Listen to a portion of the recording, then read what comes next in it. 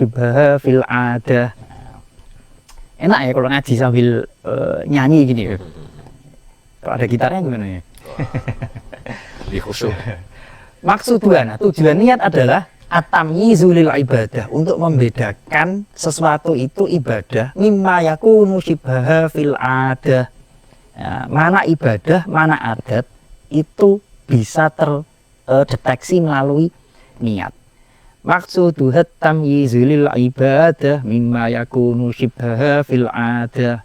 Berikutnya, kama tamyizu ba'duha min ba'din fi rutbin kal husli fi rutabin kal husli kat tawabi.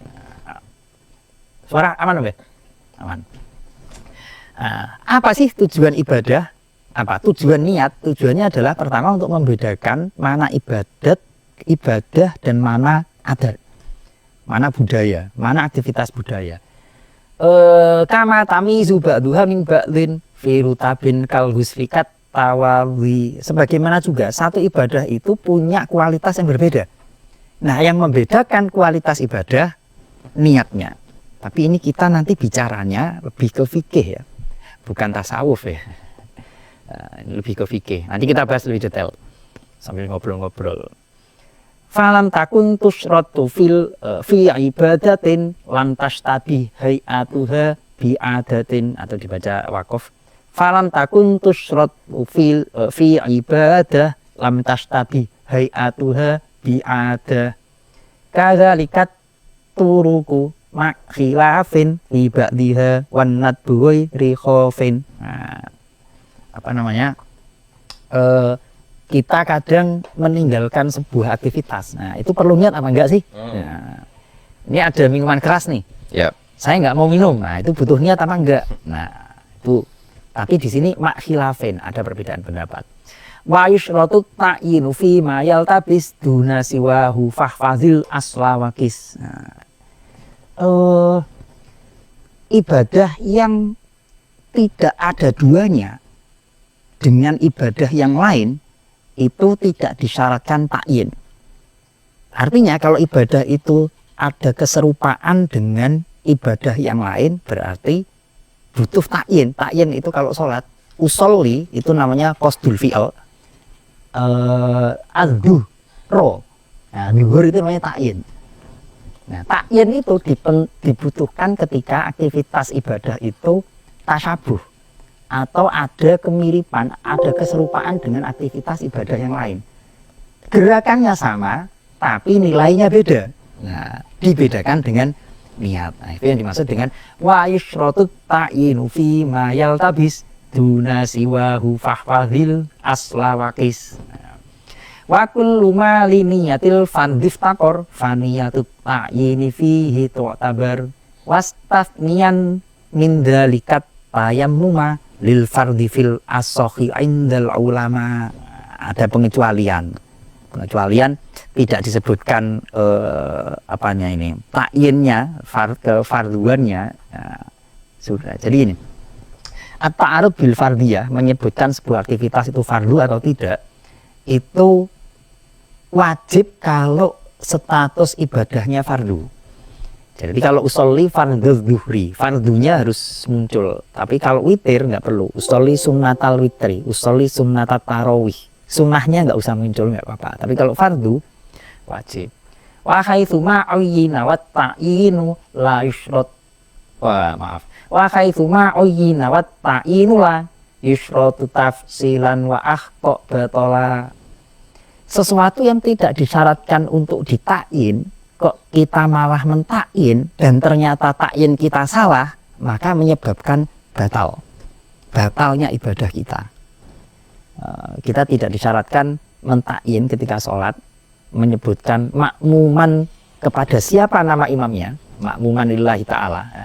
Makmuman, kok kita menyebutkan saya sholat bermakmum kepada Mas Atung, ternyata lu bukan Mas Atung. Nah, itu malah wa akhto'a, malah batola. Wa khaitu ma'oyina wa ta'inu la yushqatu tafsilan wa akhto batola. Wa kharajat asyaka raf'i akbaro min hadathin li ghalitin an asghoro Wa wajibun fil fardhi an ta'arraba fiha lahu lalil ada'i wal qadha. Nah, ini dibahas nanti. Apakah kita harus menyebutkan aktivitas ibadah kita itu qadha atau ada? Kalau kita sholat kan usolli fardhul maghribi salasa raka'atin mustaqbilal qiblati. Adaan. Nah, itu kalau ada atau apakah harus disebutkan ada atau qadhaan, harus muncul atau tidak? Lakinnahu la yajibu ta'arrudu lil fardhi fi nahwi siyami wal wudu. Nah, tadi disebutkan kalau aktivitasnya itu fardu, maka kita harus at-ta'arud bil fardhiyah. Harus at-ta'arud bil fardhiyah, menyebutkan bahwa itu fardu. Tapi ada pengecualian. Nah, pengecualiannya diantaranya adalah puasa Ramadan. Enggak perlu. Wa makafat tauqilu fiha asla wastathniyan mahma tuqarin fi'la wa tubiral ikhlasu fil manwi falak tasihhu bit tasyriki fi ma nukila. Kalau bicara tasawuf, ikhlas itu harus ya. Meskipun ikhlas itu diperdebatkan ya, statusnya itu makom hal, makom atau hal, derajat sesuatu yang given atau proses ya. Tapi dalam fikih ini diperdebatkan. Lillahi ta'ala, nah, itu harus atau tidak di fikih diperdebatkan. Karena fikih enggak sampai sejauh itu ya, meraba sebuah aktivitas ibadah. Nah, kalau begitu anak turun dari pembahasan tentang ikhlas adalah tasyrikun niyah. Niat sholat sekaligus biar dipuji mertua. Nah, itu gimana hukumnya? Wastus niat asya ukat tahiyah mak ghairiha tasihhu fi haniyah. Tapi ada beberapa tasyrikun niyah itu boleh. Nah, nanti kita bahas kriterianya seperti apa. Wa waqtuha fi qaulin kulli qadatin muqarinun li awalil ibadati. Sekarang kita bicara waktunya niat. Niat itu dilakukan kapan sih? Tergantung. Wa nahwihi wastufniyat min huswar kasaumi waz zakati mimma qad zakar.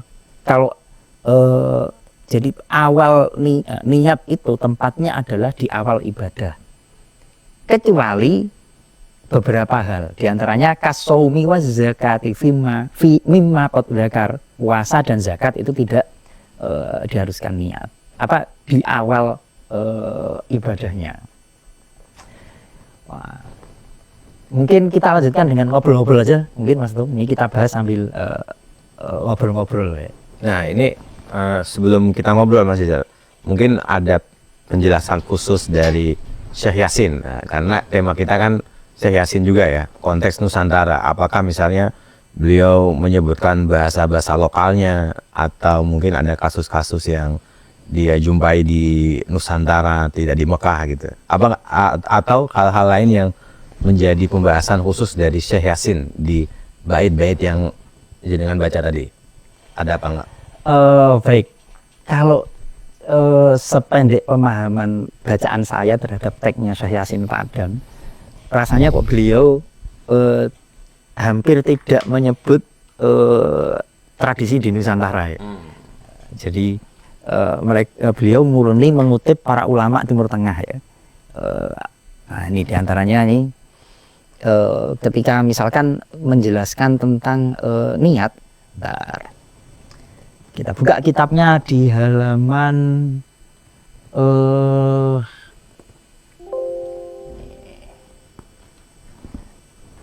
162 tuh kitabnya Syekh Yasin. Nggak ada, di WPT nggak ada ya? Di WPT nggak ada. Nanti saya sebutkan sedikit ya ketika ada yang ada PPT-nya. Nah ini, wahya kama qala An-Nawawi itu kan, jadi ketika mendefinisikan niat itu apa? Ya, beliau mengutip ini Mawahibus Saniyahnya ya. Nah kalau kita lihat hasyiah beliau lebih banyak menjelaskan Imam Nawawi itu siapa, dan Ibnu Shalah itu siapa gitu ya. An-Nawawi tabaan, barangkali mungkin orang Indonesia butuh ya, dijelaskan siapa Ibnu Shalah ya, siapa Imam Nawawi ya. Jadi barangkali begitu ya. Oke. Nah, jadi beliau sebagai orang Arab yang menjelaskan ke pembaca Nusantara mungkin gitu juga ya. barangkali, tapi kok kayaknya enggak juga ya. Ini sebenarnya untuk dikonsumsi publik akademis secara universal, internasional sebenarnya menurut saya, Mas. Tapi terkait itu apa definisi ya sebenarnya apa namanya definisi ini kita bisa masuk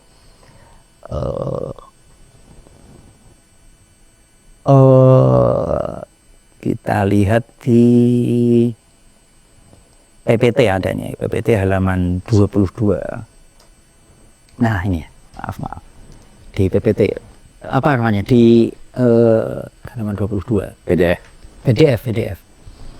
Tuh, saya buat urutannya. Nah sip gitu. Jadi kita barangkali kalau kita mendefinisikan apa itu niat ya, itu di fikih sering muncul ya.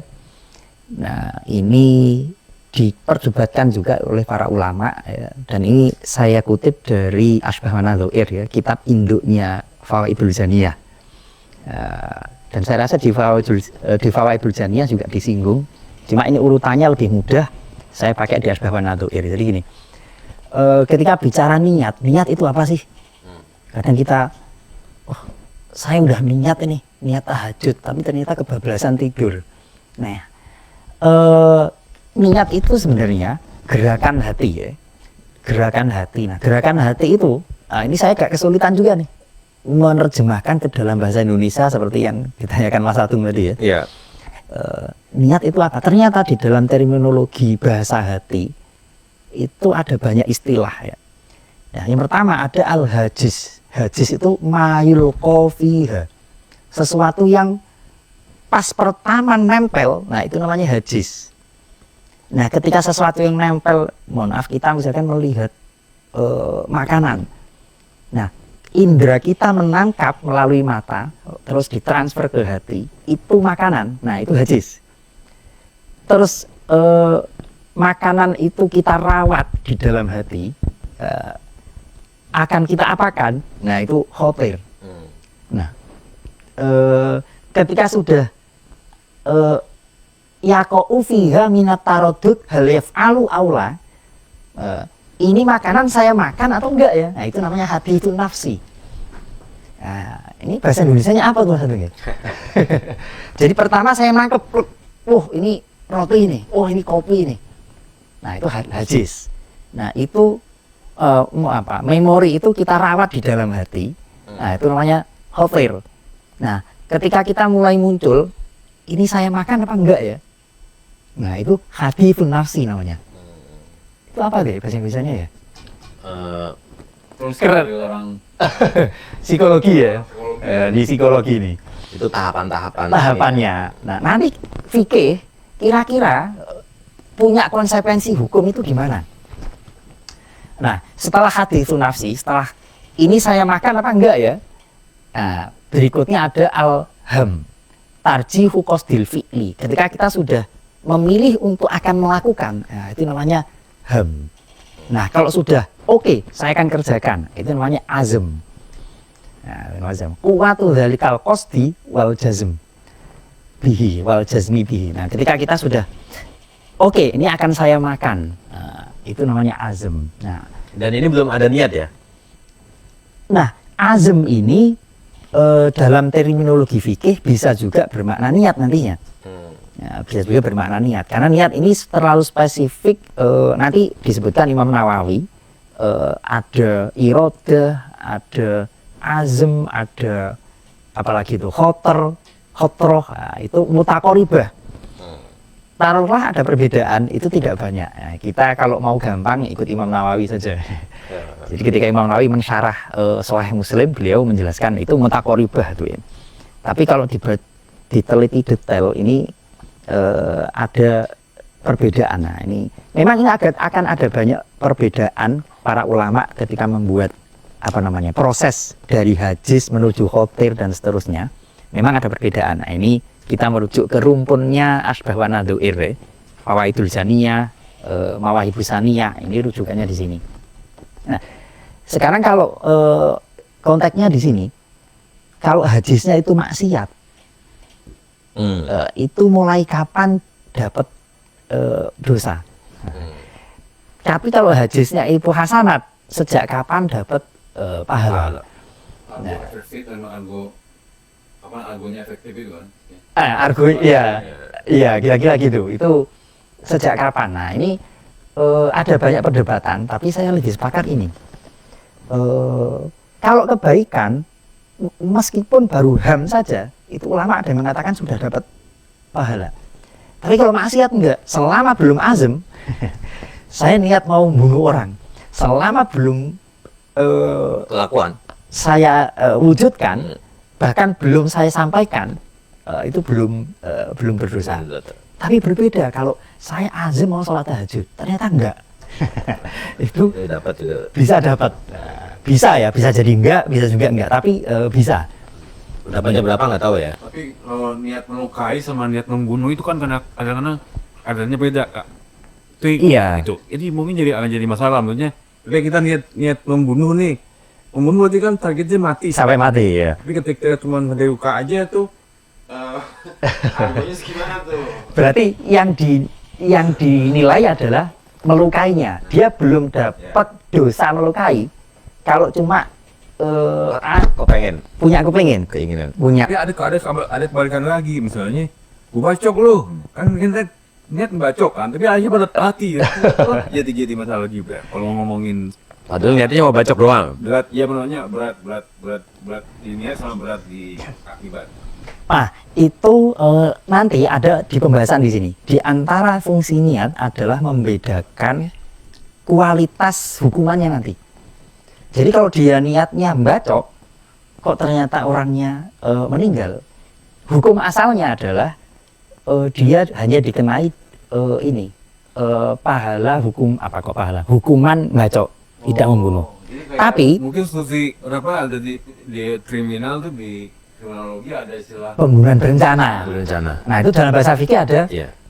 pembunuhan al-amdi, ada syibhul amdi dan ada khotok. Nah, iya betul. Nah, jadi itu nanti akan menentukan kualitas hukuman pidananya.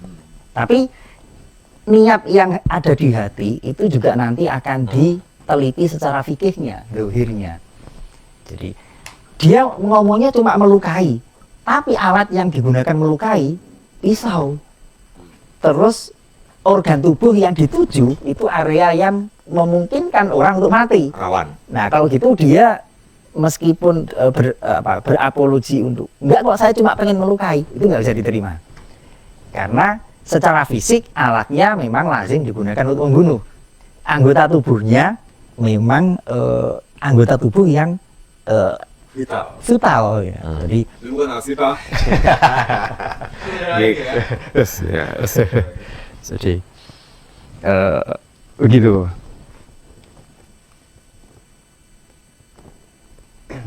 Di sini kok tidak ada kata niat yang Nah, niat itu sudah bahasa fikih ya.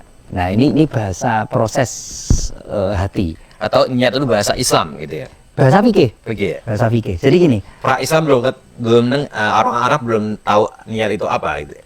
dalam bahasa Arab itu ya ada azm, ada niat, ada hajis, ada khotim. Itu bisa jadi maknanya bisa campur aduk. Tapi ketika sudah bicara fikih, maka niat adalah qasdul fi'li muqtarinan bi fi'lihi. Jadi dalam bahasa Qasdu syai'in ya. qasdu syai'in. Nah, jadi yang dimaksud niat sholat adalah ketika sudah Allah. Nah, itu niat. Dalam bahasa budaya bisa jadi niat itu dilakukan sebelum itu. Ya seperti kita sehari-hari lah ya. Saya niat ntar malam mau sholat tahajud. Nah, itu dalam bahasa sehari-hari dibenarkan. Tapi secara fikih itu bukan niat. Itu baru azam. Ya, jadi ini yang muncul di layar ini proses gerakan hati secara budaya. Secara budaya. Tapi secara fikih yang namanya niat ini pas Allah. Nah, itu niat. Berbarengan dengan ibadah itu. Berbarengan muqtarinan bil fi'l. Berbarengan dengan aktivitas ibadahnya. Niat aja dulu gitu ya yang penting. Niat aja dulu itu sebenarnya bahasa budaya. Nah, kalau bahasa fikih azam itu namanya. Azam aja dulu. Azam aja dulu. Azam. Jumlah mim. Ya itu apa? Kuwatu dalikal qasdi wal jazmi bihi. Oke. Nah, itu azm. Oke. Oh, gimana tuh? Nah, udah ya, tentang definisi tentang itu sudah clear ya. Oke, kita anggap clear. Kalau di bahasa tadi kan bahasa Indonesia, ya, bahasa budaya misalnya di Sunda atau di Jawa gitu, itu kenal itu juga nggak ya? Atau ya ketika Islam datang, kemudian budaya Sunda dan budaya Jawa mengadopsi kata niat itu menjadi terma mereka juga gitu. Wah, itu perlu diteliti secara antropologis dulu. Nanti Pak Asad kita mungkin. Jadi kalau di Indonesia tetap pakai niat ya, kata niat itu ya dari Arab. Sepertinya kalau di bahasa Indonesia niat itu mencakup azm juga, mencakup. Kalau bahasa Jawa itu ada kerentek kayaknya ya. Ya. Kerentek ya. Kerentek itu kayaknya dari khotir kayaknya tuh. Khotroh ya. Khotroh itu kerentek. Itu pas kita muncul pengen sesuatu, nah itu baru kerentek ya, baru khotroh. Tapi di Jawa di Sunda Hampir sama ya. hati kerentek. hati. Jadi apa? Mungkin lebih ke apa konsep niat itu baru ada di mungkin ketika Islam itu difikir secara intuisi, secara rasa manusia mungkin udah Sudah ada ya. Ya. Jadi ini semua muncul di generasi keempat itu. Tabiin itu semua terminologi fikih di situ. Jadi ketika bicara fikih kita sebenarnya tidak merujuk ke abad 1, 2. Kita merujuknya ke generasi keempat itu sebenarnya. Fase keempat ya. Fase keempat itu kalau fase periodisasinya Syekh Hudari Fiqh gitu ya. Zaman Imam Malik, Imam Abu Hanifah, terutama Imam Syafi'i ya, yang merumuskan secara definitif dan teoritis ya. Oke, kita pembahasan inti ke kaidah tadi Mas Rizal. Tadi kan Mas Rizal menyebut al-umuru bimaqasidiha. Ya, itu apakah ada perbedaan ulama tentang lafadz ini? Misalnya di kalangan Hanafiyah lafadznya berbeda, di kalangan Hambali berbeda juga. Sementara yang di Syafi'i yang kita kaji hari ini, Al-Fawaid Al-Janiyah itu kan al-umuru bimaqasidiha. Apa semua sepakat bagaimana itu? Ini termasuk kaidah yang disepakati. Al-umuru bimaqasidiha, hampir semua mazhab menggunakan redaksi yang sama ya. Al-umuru bimaqasidiha. Ada al-qawaid al-fiqhiyah wa tatbiqatuha fil madzhab al-arba'ah. Nah, itu kaidah pertama juga sama. Al-umuru bimaqasidiha. Yang berbeda-beda itu hadisnya sebenarnya. Dasarnya. Ada yang redaksinya innamal a'malu binniyat, ada yang al-a'malu binniyat. Ada yang berbeda tipis sih sebenarnya. Berbedanya tipis. Tapi menjadi sebuah konsep kaidah ini relatif hampir semua sepakat ya. Tagnya al-umuru bimaqasidiha. Nah, itu apa yang hadis yang dikenal dengan hadis apa ya, yang di Arba'in Nawawi kalau nggak salah ya, al-amal binniyah itu ya. Ketika ada orang hijrah, kemudian hijrahnya karena Allah dan Rasulnya atau karena perempuan, maka dia akan dapat itu ya. Itu ya, di hadis itu ya. Di antaranya. Nah, itu kita coba dimunculkan halaman keempat ya. Di PDF. PDF. Halaman keempat. Nah, ini sumbernya adalah ini dia al-aslu fi hadhil qaidah innamal amalu binniyati. Nah, itu dia. Wa hadza haditsun shahihun masyhurun. Hadisnya sahih masyhur akhrajahu al-a'immah as-sittah. 6 imam hadis kutubus sittah itu semuanya meriwayatkan hadis ini. Bahkan yang lainnya juga meriwayatkan min hadithi Umar bin Khattab. Nah, menariknya wal ajab anna Malikan lam yukhrijihu fil Muwatta. Imam Malik tidak memunculkan hadis ini di Muwatta. Meskipun sebagian ulama meneliti ada sih di bagian belakang ya. Wa akhrajahu Ibnu al-Ash'ath fi sunanihi min hadithi Ali bin Abi Thalib ad-Daraqutni fi Ghuraibi Malik. Nah, kan adanya di Ghuraib Malik. Wa Abu Nu'aim fila. Ini risetnya para ulama ini. Nah, ada hadis ya, sampai para ulama menyimpulkan al-umuru bimaqasidiha itu nggak cuma hadis innamal a'malu binniyat sebenarnya. Ada hadis banyak sekali yang intinya menunjukkan semua aktivitas itu tergantung motivasinya. Ya. Nah, di antaranya ini Anil Baihaqi fi sunanihi min hadifi Anas la amala liman la niyatalahu. Nggak ada aktivitas. Artinya aktivitas itu dianggap nggak ada kalau tidak ada niat. Jadi orang mau belajar kok nggak ada motivasi apapun. Ya, padahal nilai dari sebuah aktivitas itu motivasinya. Nah, di Musnad Asyihab, niatul mukmini khairun min amalihi. Wah, ini ekstrim sekali ya. Niatnya seorang mukmin itu lebih utama, lebih penting daripada amalnya. Wa huwa bihadzal lafzi fi mu'jami at-Tabrani al-Kabir. Ada di Mu'jam at-Tabrani al-Kabir. Dari hadis Sahal. Kalau yang sumbernya Al-Qur'an, katakanlah apa ada menyebut diksi niat juga dalam ayat-ayat Al-Qur'an. Kalau sependek pengetahuan saya ya, kalau merujuk kepada kitab ini Al-Umuru bimaqasidiha tadi disebutkan ya, sumbernya adalah Maja'a fin nasil hadithi al-waridi. Nah, yaitu apa? Innamal a'malu binniyat gitu. Jadi ini sumbernya dari hadis ya. Tidak dalam Al-Qur'an ya. Tidak dari Al-Quran. Jadi ini perasan dari hadis dan ternyata nggak cuma itu. Ada banyak ini tuh. Ada banyak sekali yang semuanya. Nah ini nih. Tuh. Man ata firasyahu wa huwa yanwi ayyaku ma yusalli minal laili fa walabathu ainuhu hatta yusbiha kutiba lahu manawa. Di antaranya hadis itu. Orang yang menuju tempat tidur dengan dia niat, nah, kalau bahasa fikih azam Ya betul. azam mau sholat tahajud, fawalabat bu ainuhu, ternyata malamnya nggak bangun sampai subuh, hatta yusbiha kutiba lahu manawa. Enak tuh.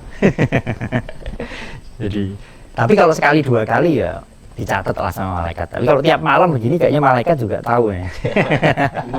Uman ini emang nggak serius. Uman ini. Iya. Nah, kalau penciptanya Mas, pencipta lafadz al-umur bimaqasidiha pertama kalinya itu disebutkan ya dalam sejarahnya itu. Dalam riwayat ulama itu. Kalau di ini penciptanya gitu ya.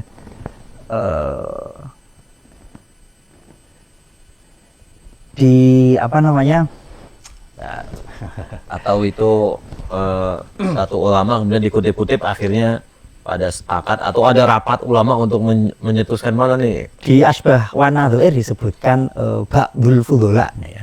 Jadi setelah terumuskan ada 4 kaidah itu, kemudian mereka mengutip ba'dul fuqaha, ba'dul fudhola dari kalangan fuqaha menyebutkan ada satu tambahan.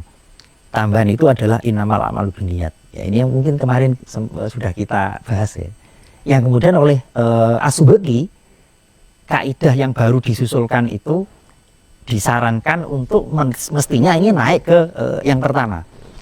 Jadi kalau di rumpun kitab-kitab ini tidak disebutkan siapa tokohnya, tapi yang muncul adalah As-Subki yang menyarankan untuk menaikkan kaidah innamal a'malu binniyat menjadi kaidah yang pertama.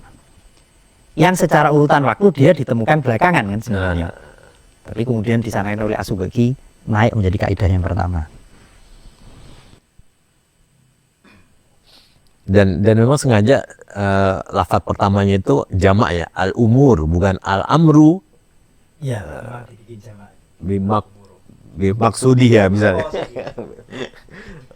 Karena memang di hadisnya pun kan al-a'mal ya. Pakai jamak. Oke. Ya. Menarik. Misalkan katakanlah ketika hadisnya itu mufrad, maka mungkin ulama juga akan mencetuskan kata pertama di kaidah ini adalah tunggal ya. Mungkin juga, mungkin enggak juga. Karena banyak kasus ternyata.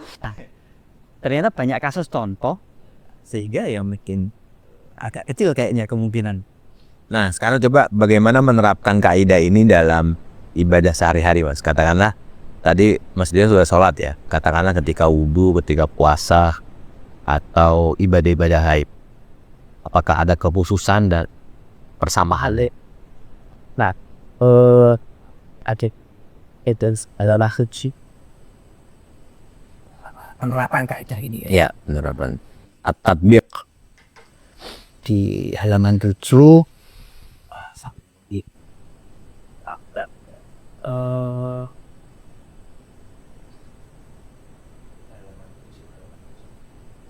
Ada halamannya nggak? nah ini Ayo.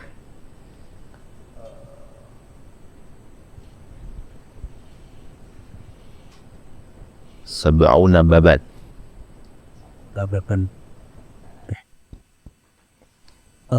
kalau yang di kitabnya ada di halaman 484. Kita baca. Nah, di situ disebutkan fahadhi sab'una baban au aktaro dakhalat fiha an-niyah kama taro. Jadi kaidah al-umuru bimaqasidiyah ini di dalamnya terkandung ada 70 bab bahkan lebih. Nah, 70 bab itu apa saja? Nah, nanti kita coba munculkan ya. Nah, ini pernyataan sebenarnya Imam Syafi'i. Jadi dari al-umuru bimaqasidiyah ini tadkhulu fi sabiina baban minal ilmi. Nah, sebagian ulama menuduh Imam Syafi'i lebay. Lebay, dan tuduhan itu kemudian disangkal oleh diantaranya Imam Asyuti ya dalam Asbabun Nuzul. Faulima min dzalika fasadu qauliman qala anna murada Syafi'i itu mubalaghah. Jadi orang yang menuduh Imam Syafi'i lebay mengatakan ini terkandung ada 70 bab, itu salah besar. Bahkan kata Asyi'i wa idza adatta masaila dzil abwab allati limiyah fi mabqal lam taksul an antakuna sulutul fik. Berarti bahkan lebih dari 70 sebenarnya kalau Anda mau teliti benar ya. Nah, sekarang di mana saja itu adanya? Nah, Di semua masalah ya. Kita mulai dari bab nih. Di bab toharoh. Mandi itu aktivitas budaya. ya. Kalau nggak ada niat. Jadi disunahkan mandi Jumat. Kalau kita mandi pagi tanpa niat, statusnya status mandi budaya. Tapi dengan kita nawaitul husla li sholatil jum'ah atau ghuslul jum'ah, statusnya menjadi mandi Ibadah. Atau kita sikat gigi, itu aktivitas budaya. Tapi kalau kita niati siwak, statusnya menjadi ibadah. Meskipun itu pakai odol, pakai sikat gigi, bukan harus sih pakai kayu arok gitu ya. Kayu arok itu kan siwak zaman dulu. Itu budaya Arabnya gitu ya. Dulu. Substansi kayu arok itu kan sesuatu yang lembut, bisa membersihkan dan tidak merusak gigi ya. Iya. Jadi sebenarnya bersiwak itu bisa pakai apa saja, bukan hanya pakai kayu Arab ya. Bukan hanya harus kayu arok. Ya. Sepakat saya. Bahkan pakai ujung apa ini namanya? Baju itu juga boleh kan ya. Nah, itu kan pengganti kayu arok sebenarnya. Ketika nggak ada alat kepepet ya sudah pakai baju. Ujung baju ya. Ujung baju. Ujung baju yang tidak kelihatan sebenarnya karena jorok ya. Kalau di Nusantara mungkin nginang gitu ya. Pakai Nginang ya. Siwak itu berarti aktivitas ya, bukan Aktivitas. alat ya. Eh, Toolsnya siwak. Siwak itu nama aktivitas. Toolnya yang diikat itu kayu arok yang Nah, prakteknya Nah, orang tahunya kan siwak tuh harus pakai itu. oh itu. bukan Kegiatan makanya Iya. di Indonesia ada angum biasa depannya. Dia tuh apa? lagi ngablu, Iya. Nyari ngomong lagi. Menjadi aktivitas ya. Ada jerennya. Nah, itu contoh penerapan ini di bab di bab toharoh. Di semua bab fikih, di bab sholat. Sholat itu antara qadha dan ada sama. Maksudnya? Yang ya saya qadha. Ya saya sholat duha, saya sholat subuh. Saya lakukan di waktu sholat duha. Orang lihatnya itu duha. Dan secara fisik bentuk gerakannya kan sama. 2 rakaat. 2 rakaat. Nah itu yang membedakan ya niatnya. Apalagi kalau sholat subuhnya nggak pakai kunut ya kan. Ya. Malah aman nih. Itu saya tuh. Lupa. Tapi memang idealnya begitu ya. Kalau kita di depan publik, karena menjaga aib diri itu juga bagian dari maqasidus syariah ya. Jadi, oh ini ada itu di Asbawan Azuir, di kitab ini juga disebutkan. Jadi ketika terjadi ta'arud bainal lisan wal qalb, antara hati dengan mulut, itu yang dimenangkan adalah hati. Nah kalau nawa sholatas subuhi fil qalbi wa fil lisan nasoko bisolatif duha, maka sah sholat subuh. Nah ini tips bagi santri yang subuhnya kesiangan. Jadi bangun ya tentu subuhnya karena udzur ya, bangun jam 9, terus kita sholat di masjid. Saya pengurus pondok nih, dilihat orang kok sholat subuh nggak enak, sudah usolli sunataf duha Allah, tapi di hati saya niat sholat subuh qadha. Nah, itu sah. Sah itu. Dan itu memang sebaiknya begitu, biar nggak ya menjaga aib diri kan nggak masalah ya sebenarnya. Ya, yang poinnya adalah ketika seorang itu salah ucap itu tidak masalah, yang penting hatinya itu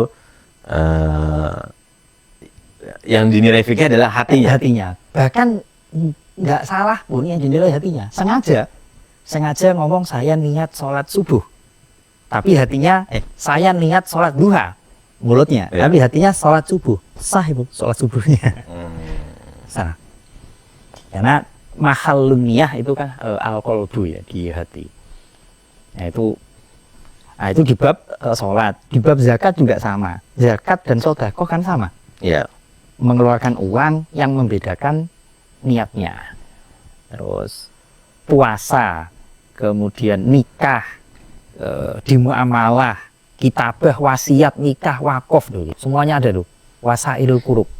Nah ini kemudian dijadikan alat argumen oleh diantaranya Asyuti, orang yang mengatakan Imam Syafi'i lebay, salah total. Salah total. Terbukti ya? Terbukti memang tersebar di semua bab fikih. Sebentar, tadi Mas Rizal nyebut muamalah. Nah, niat di muamalah ini, misalkan katakanlah saya mau beli kerupuk gitu, apa harus niat nawa itu beli kerupuk? Atau apa? Atau aktivitas apa yang dimaksud dengan muamalah yang butuh niat?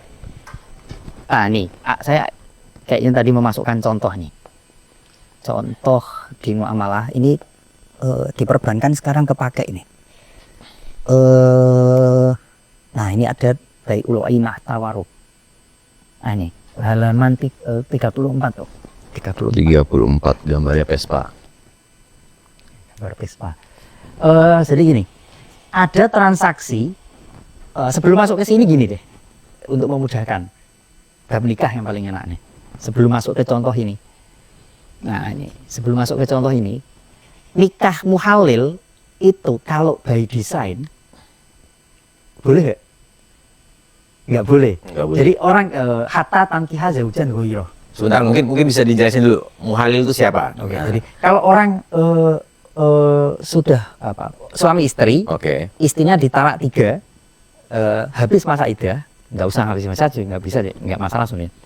Sudah ditalak 3, maka suami ini nggak boleh menikahi mantannya lagi, kecuali mantannya dinikahi orang lain dan diceraikan.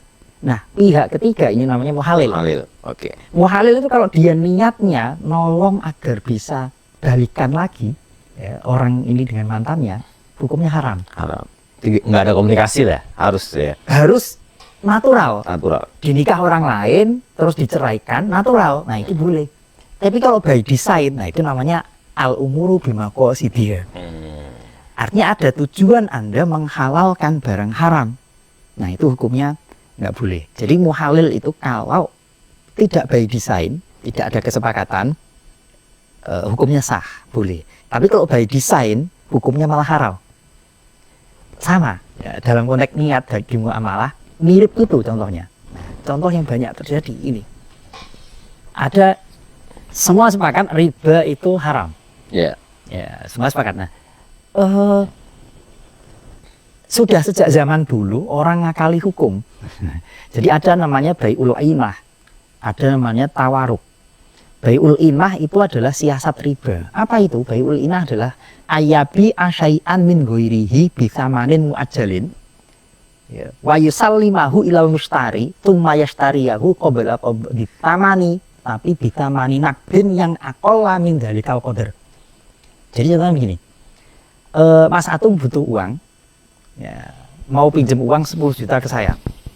Kalau saya minjemin uang utang, ya ngutangin Mas Atung 10 juta, nanti balikin 12 juta ya, statusnya haram. Nah, biar tidak riba, maka dibikin siasat begini. Mas Atung mau minjem uang ke saya 10 juta misalkan, saya tawarkan, ini barang ini saya jual ke Mas Atung ya, dengan harga 12 juta. 12 juta, tapi kemudian Mas Atung membeli 12 juta tapi kredit.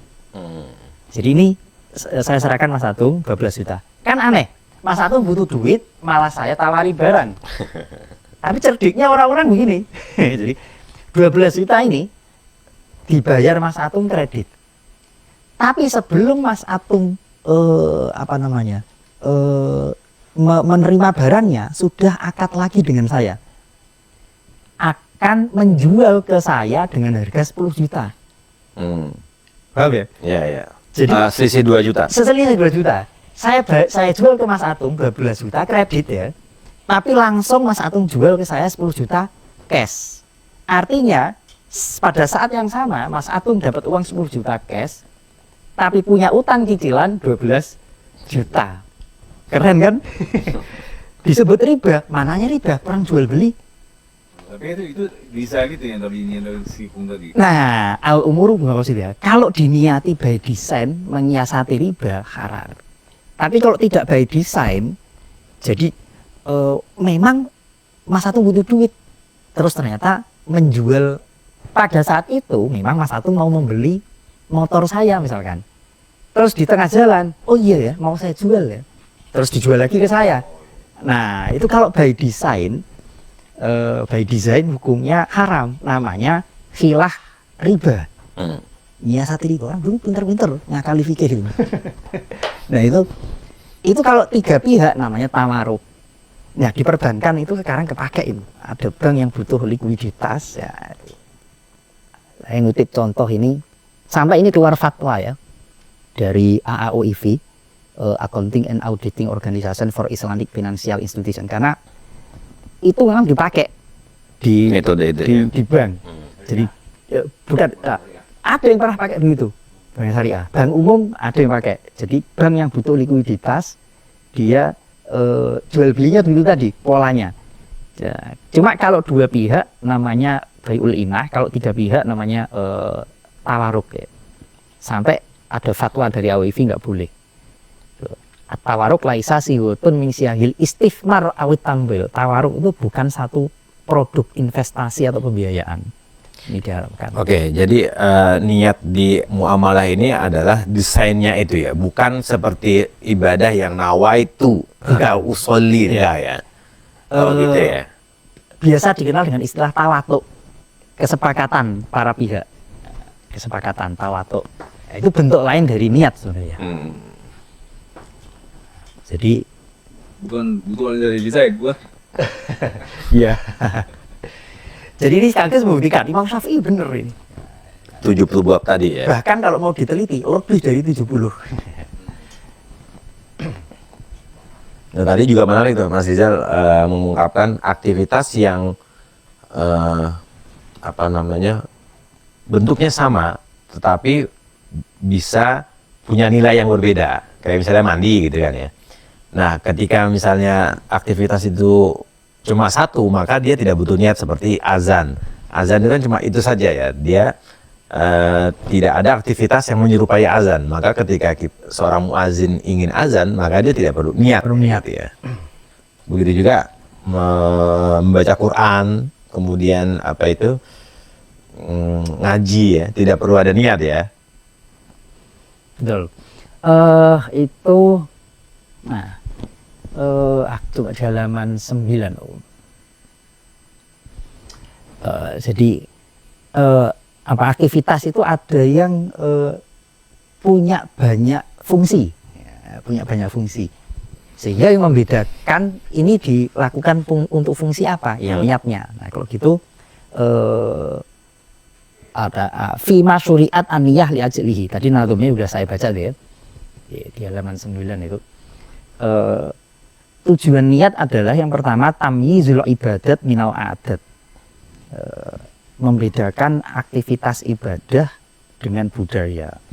Kalau begitu, nah, tadi Mas Arun menyebutkan contoh adzan itu ya. Bagaimana dengan ibadah-ibadah yang tidak ada kemiripan atau keserupaan dengan budaya? Butuh niat nggak kalau gitu? Jawabannya enggak. Makanya adzan nggak butuh niat. Nah, itu di poin pertama. Ada mustirotin niyah fi ibadatin la takunu adatan. Ibadah yang tidak menyerupai budaya nggak butuh niat. Makanya ada mustirotin niyah fi ibadati, contohnya iman kepada Allah, membaca Quran, zikir, itu nggak butuh niat karena baca Quran pasti ibadah. Yang kedua, istiratu ta'yin fima yaltabisu duna ghairihi. Yang kedua ini ibadah, memang betul ibadah ini tidak mirip budaya, tapi dia yaltabisu duna ghairihi. Maka disyaratkan ta'yin. Contohnya gini, sholat zuhur itu sama persis dengan sholat asar. 4 rakaat. 4 rakaat. Yang membedakan hanya niatnya. Oke, kalau sholat zuhur dan asar mungkin waktunya berbeda ya. Sholat zuhur, saya punya utang sholat zuhur, dan saya belum qadha. Iya. Nah, saya mau sholat zuhur hari ini nih. Berarti saya punya 2 aktivitas sholat zuhur yang sama persis ya. Betul. Ya, yaltabisu duna ghairihi. Nah, ketika saya sholat zuhur, nah di sini urgensinya niat. Sholat zuhur yang saya lakukan ini untuk yang qadha kemarin atau yang sekarang. Nah, itu yang menentukan adalah niatnya. Ya mungkin kalau sekarang tuh mentransfer orang, nomor rekeningnya sama, tapi penjelasannya berbeda. Yang ini, yang satu ini buat beli burung, yang satu buat beli ular gitu. Nah, misalkan ya orang mau transfer dengan jumlah nominal yang sama. Nah, misalkan saya ke Mas Atung, saya punya utang 10.000, tapi saya harus iuran kantor misalnya 10.000 juga. Nah, saya transfer Mas Atung 10.000. 10.000 ini statusnya yang utang apa yang iuran? Ya, nah, bias ya kalau nggak ada ta'yinnya itu. Nah, harus ada itu penjelasan. namanya yaltabisu duna ghairihi. Ya, iltibas, maka harus ditakyin. Ya.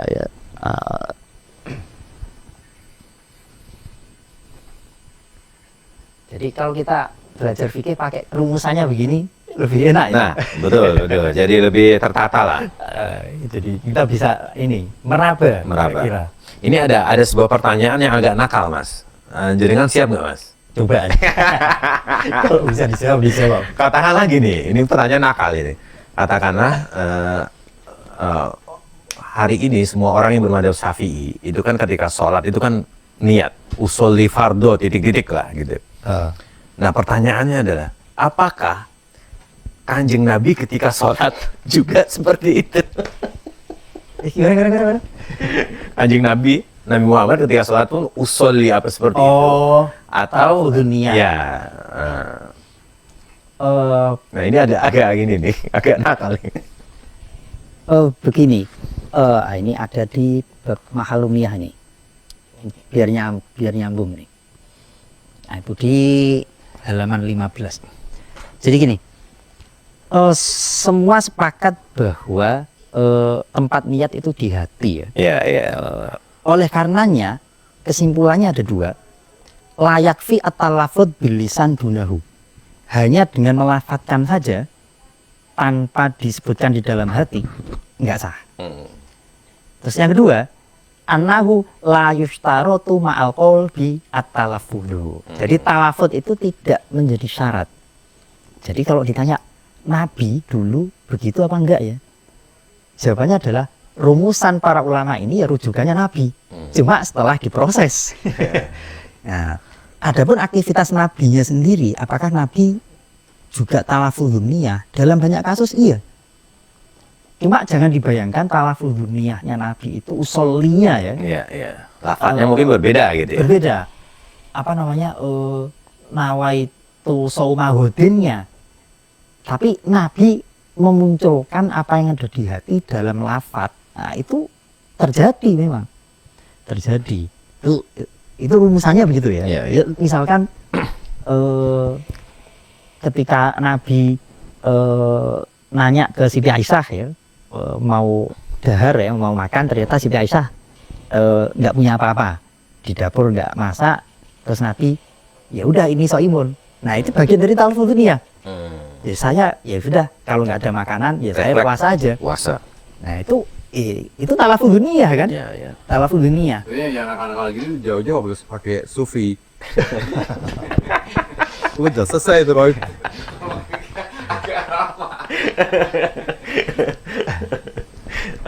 Harus ngeraba-ngeraba. Iya, menarik. Nah, jadi bisa dikatakan, entah Mas Rizal setuju apa tidak, bahwa niat itu tidak harus berbahasa Arab. Dia boleh, katakanlah sholat dengan bahasa niatnya ya. Oh ya. Saya sholat duhur 4 rakaat. Boleh juga kan dengan bahasa yang bukan Arab gitu. Nah, kalau gitu kita kembali ke niat. Definisi niat. Niat itu gerakan hati. Kalau Tuntoh mengatakan, jadi rukun itu kan ada 2 ya, qauli dan fi'li. Nah, sebagian memasukkan niat itu ke dalam fi'l, gerakan hati. Iya. Nah, kalaupun toh disebut rukun qauli, dia qaulul qalb, dan hati itu tidak berbahasa sebenarnya kan. Sehingga para ulama kemudian berdebat, apakah hanya dengan sahur sudah dianggap niat? Ya, apakah hanya dengan sahur saja sudah dianggap dia niat puasa? Meskipun ulama mengatakan tidak cukup, tapi paling tidak di situ memang yang namanya niat itu bukan berupa kalimat saya niat, enggak gitu, tapi gerakan hati untuk bertekad besok pagi saya mau puasa. Nah, itulah niat sebenarnya. Jadi kadang-kadang itu suplemen juga Mas. Dorongan juga supaya itu nyampe ke hati. Kayak begitu ya. Betul. Nah, saya paham, betul. Kadang-kadang kita perlu itu kan. Iya.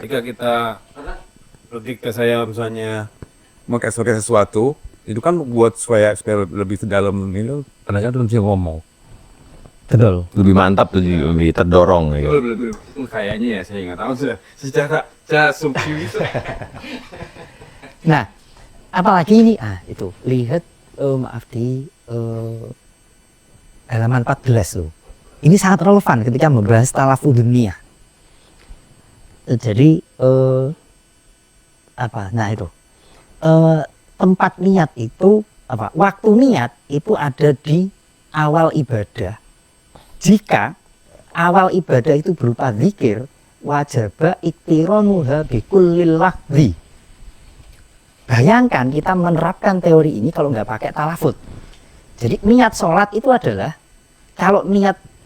jadi gini, kalau ibadah itu awalnya berupa zikir, maka niatnya harus bersamaan utuh dengan zikirnya. Sekarang sholat itu dibuka dengan Allahu Akbar. Berarti niat harus saya niat di hati bersamaan dengan Allah, saya niat sholat Allahu Akbar. Makanya di Fathul Mu'in disebutkan mulai hamzahnya Allah sampai ro itu harus berisi niat. Bisa nggak begitu? Kalau nggak pakai talafut. Makanya di banyak kitab fikih disebutkan talafuzun niyah itu di antara fungsinya adalah untuk istiqdadan lil qalbi, membantu hati menyiapkan kalimat niat. Bayangkan, makanya santri-santri yang ngaji fikihnya masih agak nanggung biasanya kan. Allah, sholli Allah. Karena ngepasin awal ibadah yang berupa zikir. Wah, apalagi kalau tidak jadi imam ya kan, imammu berdua kemana nih? Pada ngantri. Nah, di sini Imam Ghazali menarik.